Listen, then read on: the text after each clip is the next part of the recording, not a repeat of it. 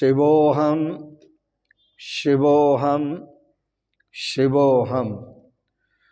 ओम सच्चिदानंदरूपाय विश्वोत्पत्त्यादिहेतवे तापत्रय विनाशाय श्रीकृष्णाय वयं नमः। श्रीकृष्णाय वयं नमः। ओम अखंडानंदबोधाय शिष्यसंतापहारिणे सच्चिदानंदरूपाय तस्मै श्री गुरवे नमः। तस्मै श्री गुरवे नमः।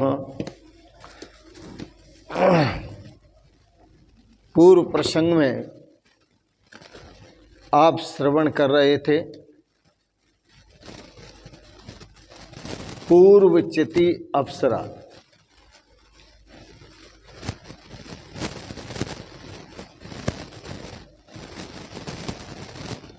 जब तक आकर्षण रहता है संसार में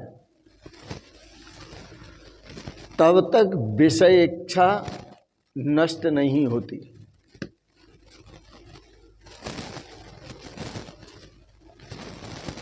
जब तक सांसारिक विषयों में रुचि रहती है तब तक जीव ज्ञान और भक्ति को प्राप्त नहीं कर सकता, क्योंकि उसे पूर्वचिति अप्सरा सताती है, अर्थात पूर्व के संस्कार वह सताते हैं। उन संस्कारों को नष्ट करने के लिए, जीवन को निर्वासनिक बनाने के लिए ज्ञानी परमहंसों ने और भागवत परमहंसों ने समाज को मार्गदर्शन किया है।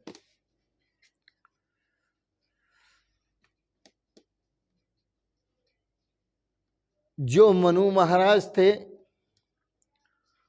वह भी इस पूर्वचिति अप्सरा में फंसे। उनके पुत्र हुए प्रियव्रत उत्तानपाद, वह भी पूर्वचिति अप्सरा में वासना में फंसे। उनके यहाँ पुत्र हुए अग्निन्द्र राजा हुए, वो भी पूर्वचिति अप्सरा में फंसे।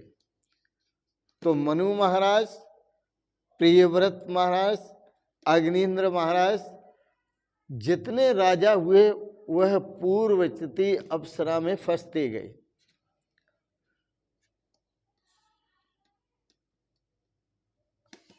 राजा अग्निन्द्र के यहाँ नाभि का जन्म हुआ। नाभि नाम के राजा हुए और नाभि के घर पुत्र रूप में ऋषभदेव भगवान का जन्म हुआ। ऋषभदेव भगवान ज्ञान के अवतार थे और उन्होंने ज्ञानी परमहंसों का व्यवहार कैसा होता है इसका मार्गदर्शन किया। ज्ञानी परमहंसों का व्यवहार कैसा होता है यह बताने के लिए भगवान ऋषभदेव का अवतार हुआ, जन्म धारण किया। वे जगत को ज्ञानी परमहंसों का आदर्श बताना चाहते थे। ऋषभ का अर्थ होता है सर्वश्रेष्ठ। जो जीवन में स्वयं आदर्श जीवन जीता है, सर्वश्रेष्ठ सर्वश्रेष्ठतामय जीवन जीता है, उसे ऋषभ कहते हैं। संत महापुरुष आप सभी को सावधान करते हुए कहते हैं कि गृहस्थ आश्रम में रहते हुए ज्ञान और भक्ति प्राप्त करनी है तो धीरे धीरे प्रयास करो, अभ्यास करो। तू कर बंदगी और भजन धीरे धीरे, तू कर बंदगी और भजन धीरे धीरे, मिलेगी प्रभु की शरण धीरे धीरे, मिलेगी प्रभु की शरण धीरे धीरे, तू कर बंदगी और भजन धीरे धीरे, तू कर बंदगी और भजन धीरे धीरे। दमन इंद्रियों का तू करता चला जा, दमन इंद्रियों का तू करता चला जा, प्रभु से जो होगी लगन धीरे धीरे, प्रभु से जो होगी लगन धीरे धीरे, तू पकर बंदगी और भजन धीरे धीरे, तू कर बंदगी और भजन धीरे धीरे। तो ऋषभदेव भगवान बार बार उपदेश देते हैं कि मानव जीवन जो मिला है वह भोग के लिए नहीं मिला, तपश्चर्या के लिए मिला है। इस मानव जीवन को प्राप्त करके तप करो, इंद्रियों का दमन करो, मन का शमन करो, फिर ईश्वर को देखो। विषय सुख में मानव शरीर का दुर्व्यय हो रहा है, मानव शरीर व्यर्थ जा रहा है, क्योंकि यह मानव शरीर जो मिला वो संसार के सुखों के लिए नहीं परंतु भगवत प्राप्ति के लिए मिला। जगत में ज्ञानी परमहंसों को किस प्रकार रहना चाहिए, माने गृहस्थ आश्रम में रहते हुए ज्ञानी होकर जिए, भक्त होकर जिए, वो कैसे जी सकते हैं, यह बताने के लिए ऋषभदेव भगवान का अवतार हुआ।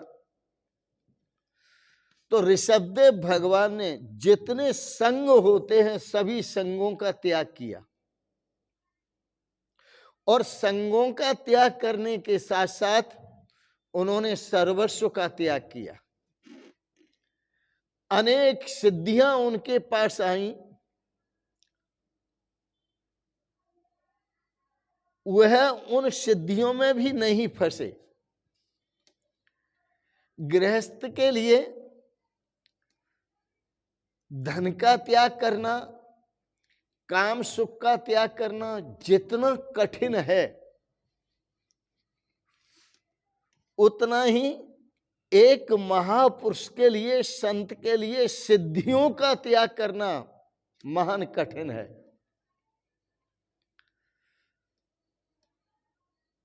गृहस्थ अपने गृहस्थ आश्रम के सुख साधनों का त्याग नहीं कर पाता, ऐसे ही संत महापुरुषों को सिद्धियां प्राप्त होती हैं तो वो अपनी सिद्धियों का त्याग नहीं कर पाते।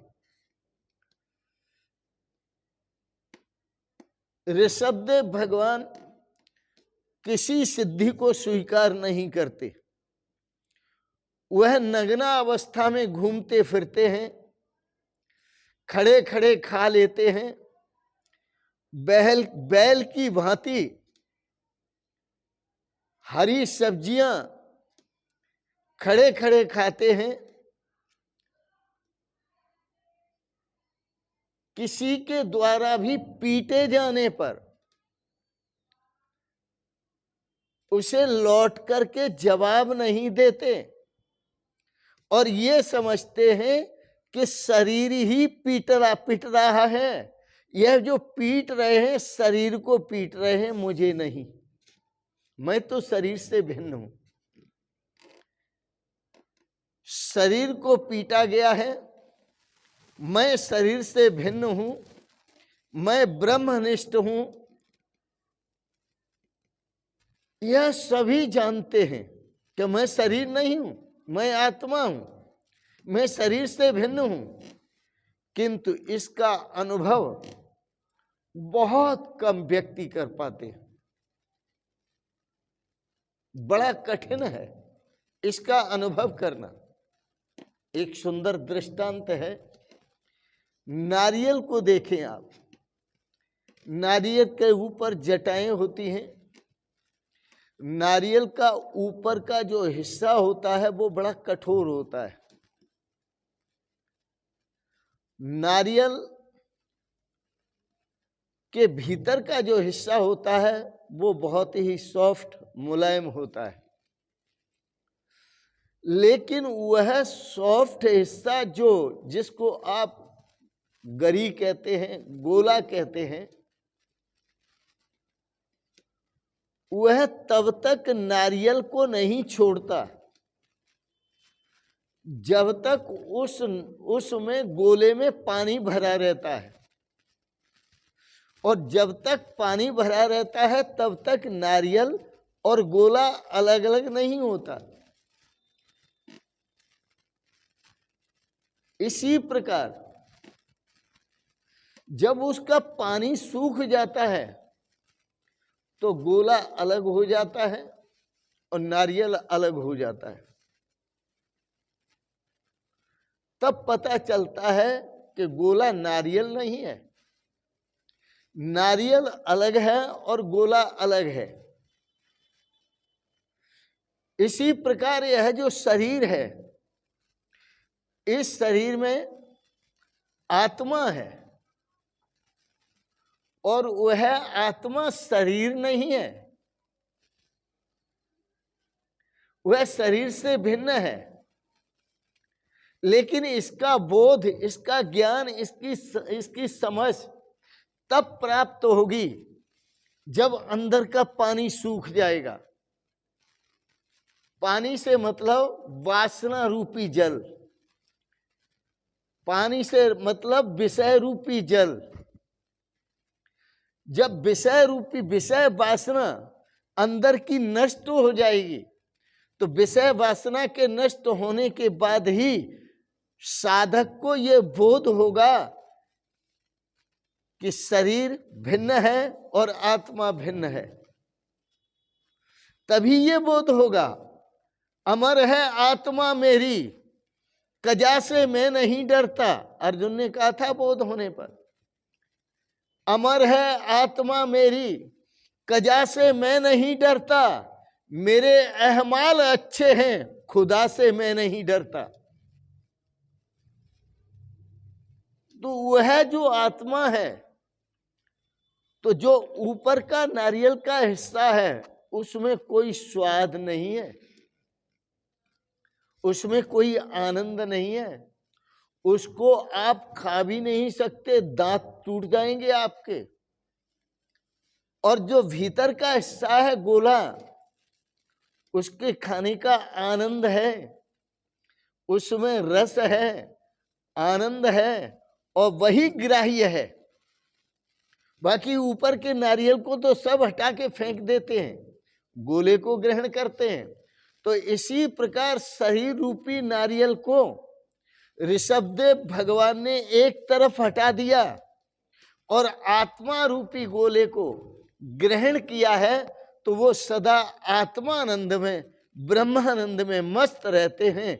इसलिए उनके वस्त्र भी उतर गए। तो वस्त्र उतरने का मतलब, जो वस्त्र सूत के होते हैं, यह वस्त्र तो उनके उतर गए, गिर गए, लेकिन शरीर रूपी वस्त्र भी उनका गिर गया और वो अपने आत्म स्वरूप में मगन रहते हैं। अमर है आत्मा मेरी, कजा से मैं नहीं डरता। तो इस प्रकार से शारीरिक उपभोगों में आनंद नहीं है। भगवान श्री कृष्ण ने कहा यह पूरा संसार और संसार की वस्तु, व्यक्ति, अवस्था, संपत्ति, पद पदार्थ जितने भी हैं, दुखालयम, ये सभी दुख के घर हैं। अशाश्वतम, और ये क्षण भंगुर हैं, दुख के घर हैं और क्षण भंगुर हैं। अरे आनंद स्वरूप तो आत्म स्वरूप है। इसलिए हे अर्जुन, तू आत्म स्वरूप को जान, आत्म स्वरूप का बोध प्राप्त कर। यही बात ऋषभदेव भगवान कह रहे हैं कि शरीर में कोई आनंद नहीं है, शरीर से मिलने वाला भी कोई आनंद नहीं है। विषय सुख क्षणिक हैं और यह पुनर्जन्म के कारण है। आनंद स्वरूप तो अपना आत्म स्वरूप है। आप अपने देह को भिन्न करके अपने आत्म स्वरूप को पहचानो। एक बार राजा जनक ने प्रश्न किया महर्षि अष्टावक्र से, कथम ज्ञानम आपनोति, कथम मुक्तिर भविष्यति, वैराग्यम च कथम प्राप्तम, एतत् ब्रूहि मम प्रभो। हे प्रभु, ज्ञान कैसे प्राप्त होगा, वैराग्य कैसे प्राप्त होगा, स्वरूप की प्राप्ति कैसे होगी, मुक्ति कैसे होगी? आप मुझे इस प्रकार का उपदेश दें जिससे मैं अपने श्रेय को प्राप्त करूं। तो महर्षि अष्टावक्र ने कहा, चैतन्य को कर भिन्न तन से, गोला को नारियल से भिन्न करो, चेतन आत्म स्वरूप को शरीर से भिन्न करो। चैतन्य को कर भिन्न तन से, चैतन्य को कर भिन्न तन से। चैतन्य को जब तू तन से भिन्न कर देगा तभी तुझे शाश्वत सुख का अनुभव होगा, तभी शाश्वत शांति का अनुभव होगा, तभी शाश्वत आनंद का अनुभव होगा।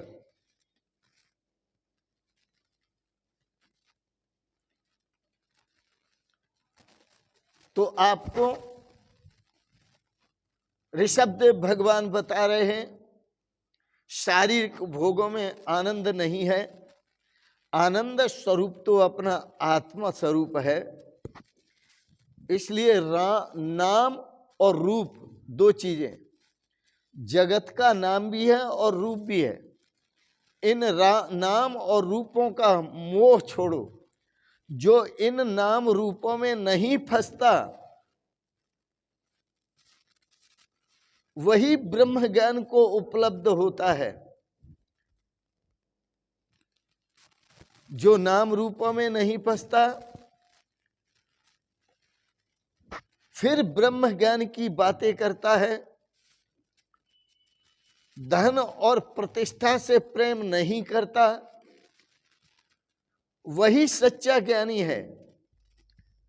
सच्चा ज्ञानी तो वही है जिसका ईश्वर से प्रेम है। संसार के जड़ पदार्थों से प्रेम नहीं करता, वह शरीरों से प्रेम नहीं करता, अपने आत्म स्वरूप को शरीर से भिन्न देखता है। ऐसा ब्रह्म ज्ञान को प्राप्त पुरुष सांसारिक विषयों के मोह को त्याग देता है और परमात्मा के स्वरूप ब्रह्मानंद का आनंद लेता है। ब्रह्म ज्ञान होने के बाद ईश्वर में प्रीति बढ़ती है और जिसकी प्रीति ईश्वर में होती है वही